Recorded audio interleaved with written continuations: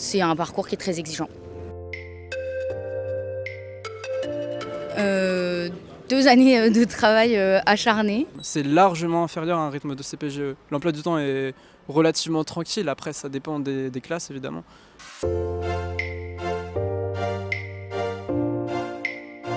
En fait, c'est une prépa qui vise à nous préparer spécifiquement à l'école qu'on veut rejoindre. Donc, on valide la prépa et on passe directement au cycle ingénieur sans concours, sans examen en plus.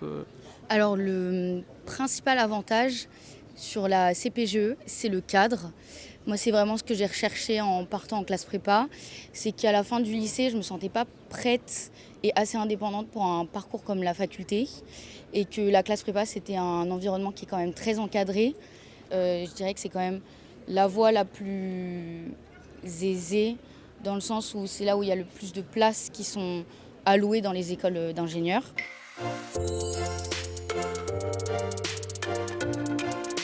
Par contre, les inconvénients de la prépa intégrée, c'est que du coup, c'est beaucoup plus cher, dans le sens où une CPGE, c'est en général gratuit, alors que la prépa intégrée, c'était à peu près 8 000 €, je crois, 8 ou 10 000.